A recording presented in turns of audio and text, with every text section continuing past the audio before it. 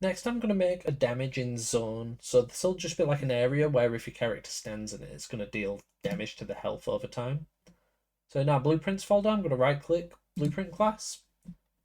Going to be an actor, and I'm going to call it BP underscore damage zone. Go double click. I'm going to add a cube to this. Now, you might just have this be a collision box that's invisible. But I'm going to add just a cube, and I'm going to make it so that it's got no collision. Character can't step up on it. It doesn't overlap. And I want you to imagine that this is like lava. So I'm just going to move this up slightly. And then I'm going to add a box collision. Make sure that that's attached to the scene root. And I'm going to make that roughly. It's kind of hard to see. Let's do 64 by 64 by 64. It might be a little bit smaller than that actually. Ooh, crazy.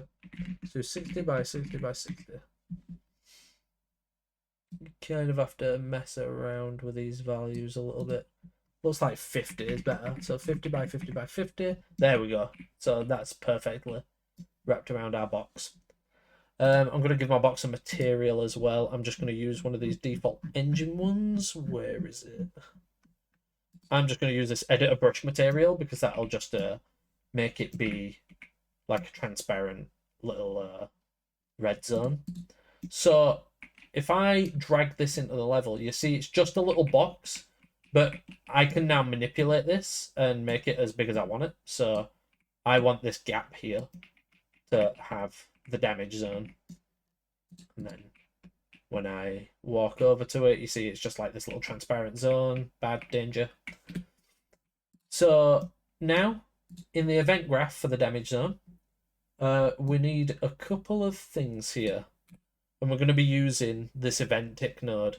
If you want to find out more about event tick and how that works, I have another tutorial on my channel about that. I recommend going and watching it. But for now, we're just going to select our box, which I'm going to rename to damage zone. I'm going to call it damage zone collision. And then I'm going to call this one damage zone. Again, you might not have this.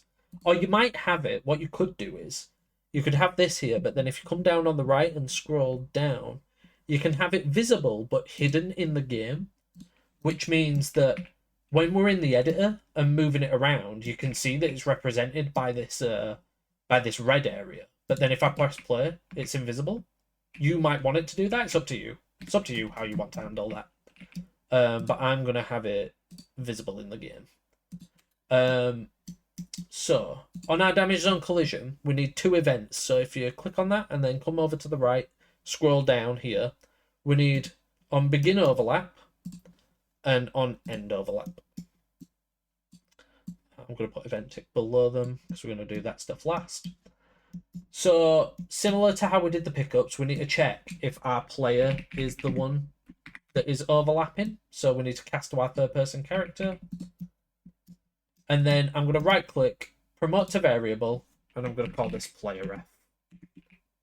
So our zone will have a reference to our player when they're standing on it.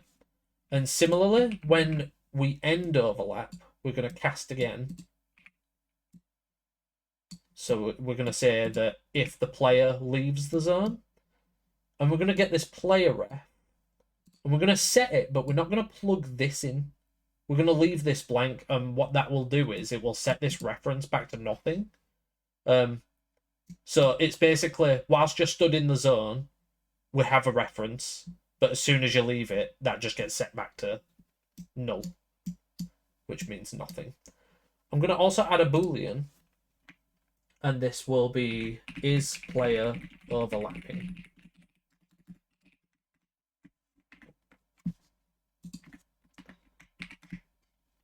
And I'm going to have it where when they stand in the zone, they are. And when they leave the zone, they're not. Now, event tick, very quickly, this basically means that it's going to run every tick of our game, and that's tied to our game's frame rate. So if you're running the game at 60 frames per second, this is going to fire 60 times per second. Again, watch my other tutorial about that. I explain it in a bit more detail and ways to avoid using it, because really you shouldn't use this where possible, because it's very it can impact your performance if you have too many things hooked up to your event tick. But for now, what we're going to do is we're going to do a branch, plug that in, and that should become visible now. And we're going to check if our player is overlapping. If they are overlapping, we're going to get our player F, and we're going to apply damage. And the amount of damage that we're going to apply is, we're going to create a new variable, and we're going to make it a float, and we're going to rename this to damage per second. Now I'm going to compile, and I'm going to set a default value of about 20. Now what we need to do, again, I really recommend watching my event tick tutorial, because I'm going to explain delta seconds in that video. Really quickly though, this is basically the time in between each of your frames. And what we're going to do is we're going to take this delta seconds and we're going to multiply it by our damage per second. And then that's the amount of damage we're going to do. This basically makes it so that no matter what your frame rate is, it's going to apply damage at the same rate. So we've applied our damage. We've got our damage per second. I think I've put it to 20. So now this should do 20 damage per second. So if I run over to it, you can see it starts smoothly like reducing our bar. And then we can die. If we didn't do the delta seconds calculation, then it wouldn't look very smooth. Now, what's this issue?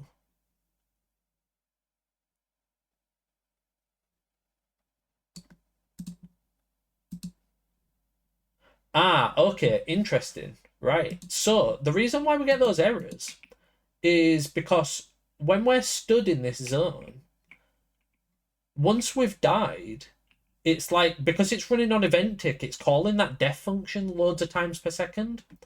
And when our def function runs in our third person character, it tries to destroy this mesh component, but because it's already destroyed the first time, when it's being called like a load of times per second, it's throwing up a lot of errors. So to combat that, what we need to do is at the beginning, we need to check if we're already dead. So we're going to add a branch here, and it's going to be is dead. If not is dead, similar to what we did with our inputs. So this reads a little bit funny because this basically says if we're not dead, then die, basically. But this should stop those errors from occurring now. So if I run over into here, stand in it for a little bit after we've died. There we go. We're no longer getting any errors. So that's how you make a little damage zone